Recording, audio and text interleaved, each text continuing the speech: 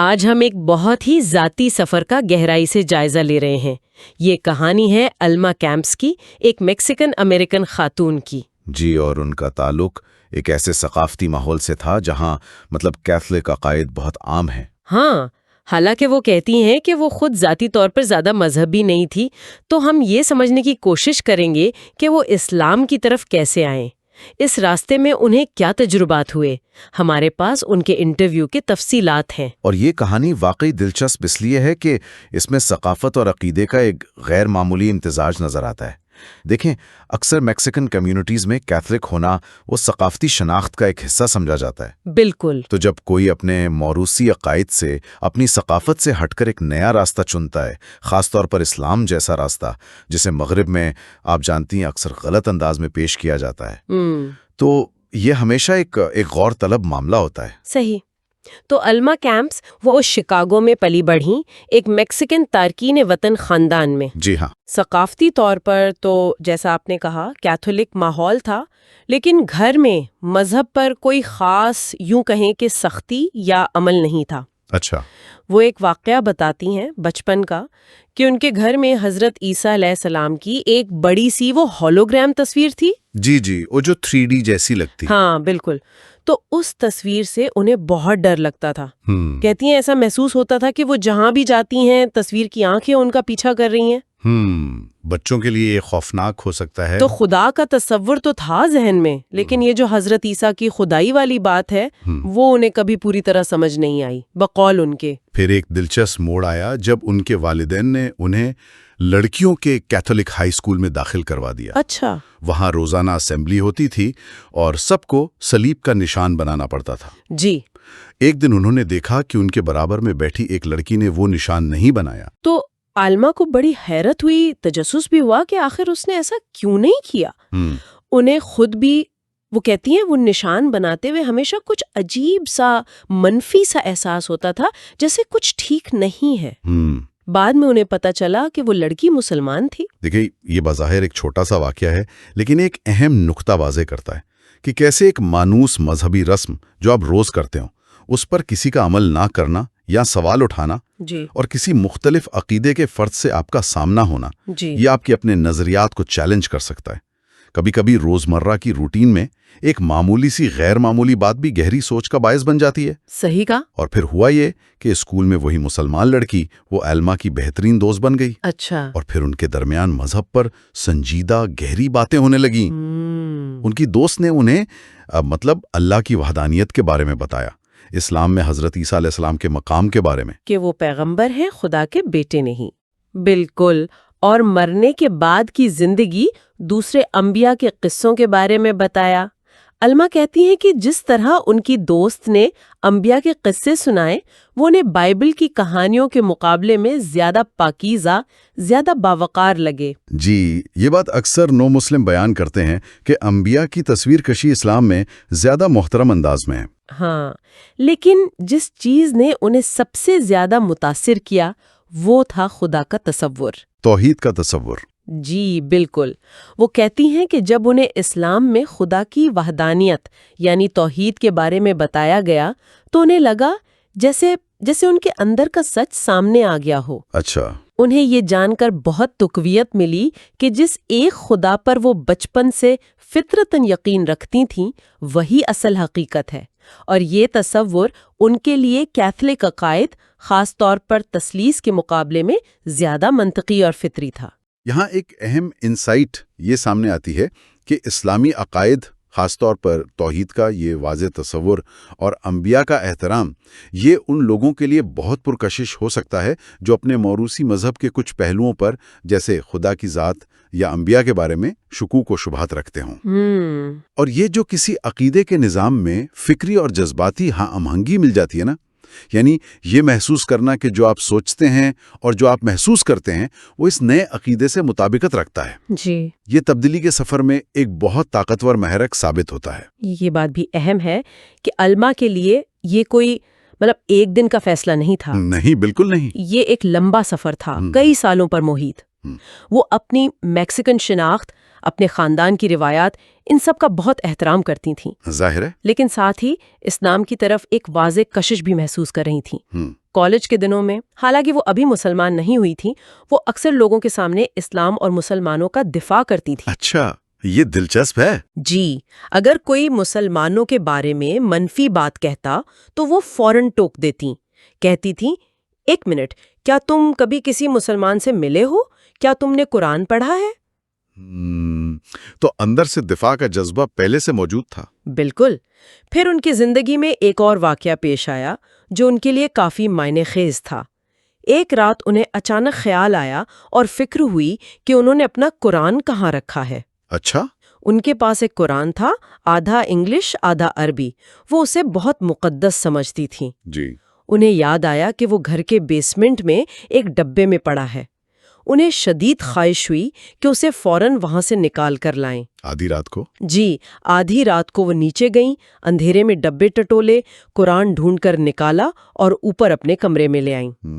انہیں لگا جیسے یہ کوئی اشارہ ہے کہ اب مزید جاننے کا، شاید کوئی باقاعدہ کلاس لینے کا وقت آ گیا ہے۔ یہ واقعہ کافی دلچسپ ہے نا؟ بالکل، یہ واقعہ تبدیلی کے نفسیاتی عمل کو بہت خوبصورتی سے ظاہر کرتا ہے۔ دیکھیں، عقیدے کی طرف سفر اکثر سیدھا راستہ نہیں ہوتا، یہ آہستہ آہستہ اندر ہی اندر پکتا رہتا ہے۔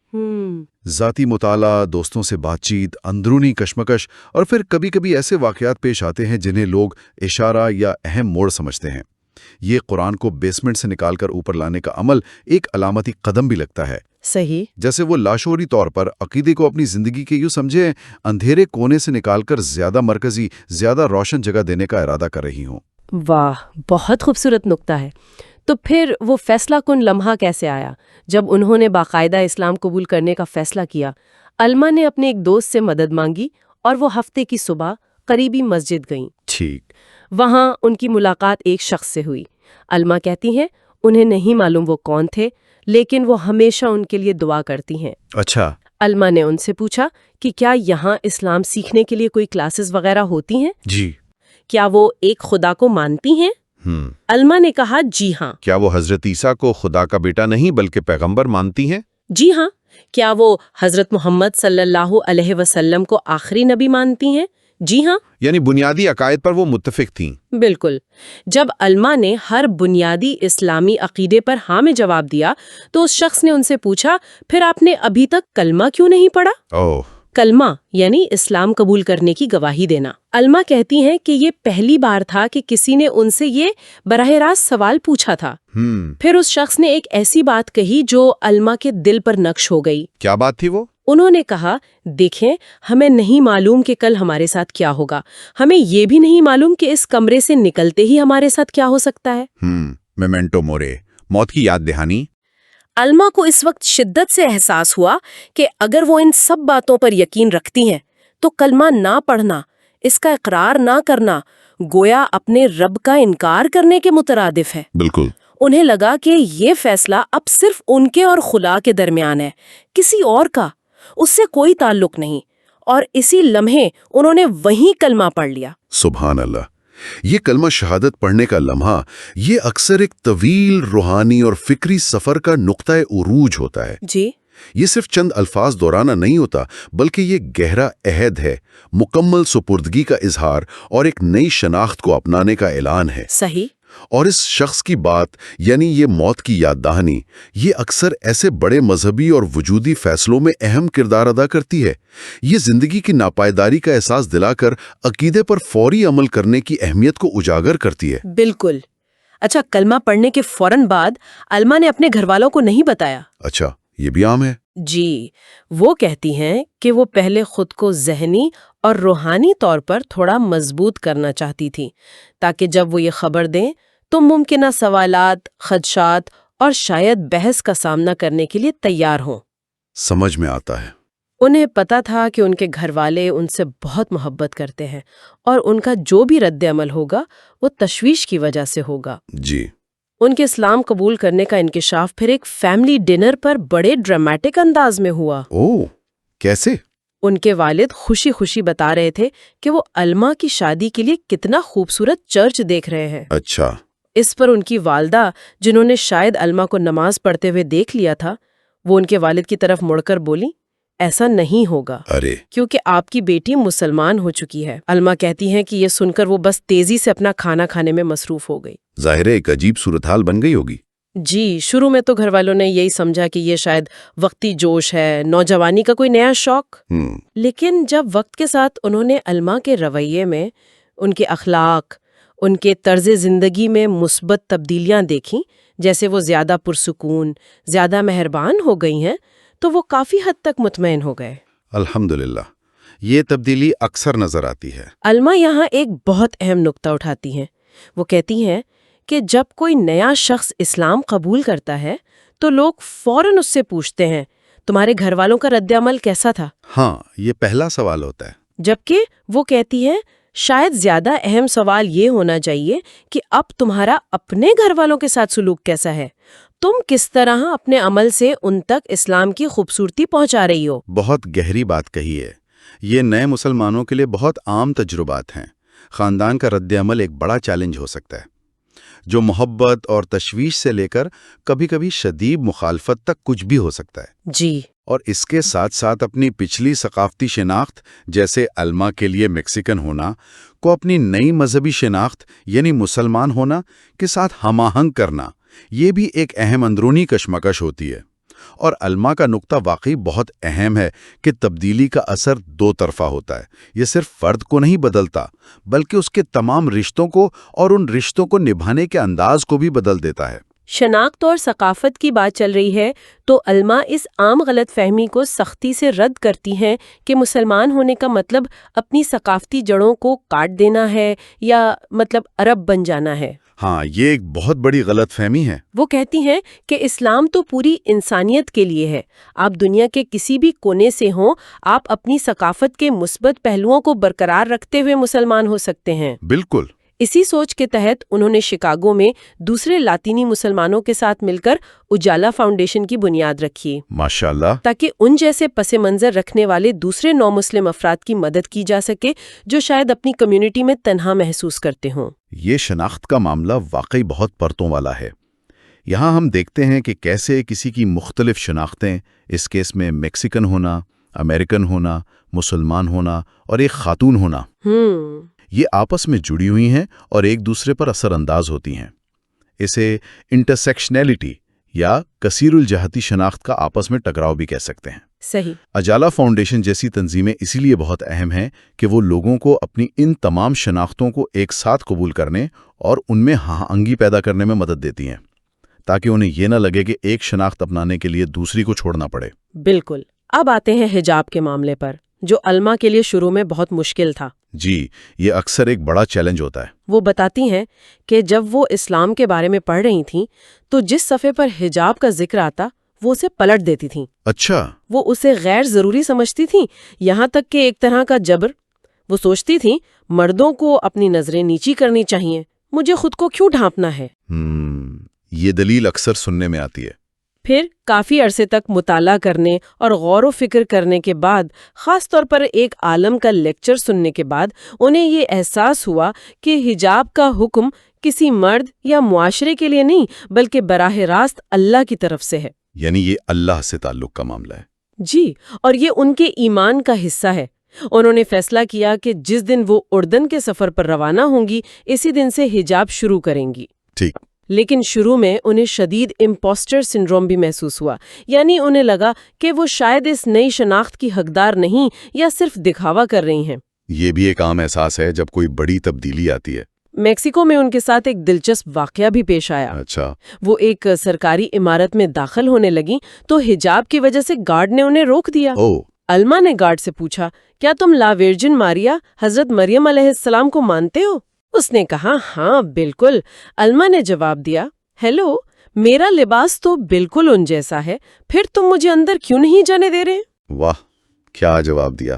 یہ سن کر گارڈ تھوڑا چونکا اور پھر انہیں اندر جانے دیا۔ زبردست۔ یہ ظاہر کرتا ہے کہ کس طرح مشترکہ ثقافتی یا مذہبی علامتوں کا حوالہ دے کر تعصب کو چیلنج کیا جا سکتا ہے۔ بالکل.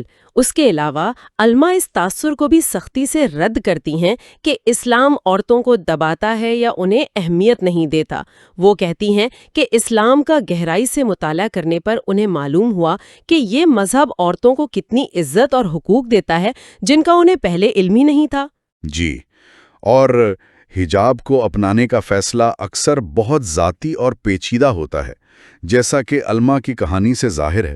اس میں اندرونی فکری کشمکش، معاشرتی رد عمل کا خوف، اپنی شناخت کو نئے سرے سے سمجھنا اور بالآخر اسے اپنے ایمان کے اظہار کے طور پر قبول کرنا شامل ہے. اور یہ نقطہ بھی بہت اہم ہے کہ کس طرح ذاتی مطالعہ اور تجربہ ان مروجہ دقیانوسی تصورات کو توڑ سکتا ہے جو اکثر میڈیا یا لا علمی کی وجہ سے اسلام، خاص طور پر عورتوں کے مقام کے بارے میں پائے جاتے ہیں. تو خلاصہ یہ ہے کہ علماء کیمپس کا سفر ایک کیتھولک ثقافتی پس منظر سے نکل کر بنیادی سوالات اٹھانے، ذاتی سچائی کی تلاش کرنے اور بالآخر اسلام میں اپنا راستہ تلاش کرنے کی ایک متاثر کن مثال ہے. جی بالکل. اس پوری گفتگو سے چند اہم باتیں جو سامنے آتی ہیں وہ یہ ہیں: اول، ایمان کا سفر انتہائی ذاتی ہوتا ہے اور اس کی رفتار ہر ایک کے لیے مختلف ہوتی ہے.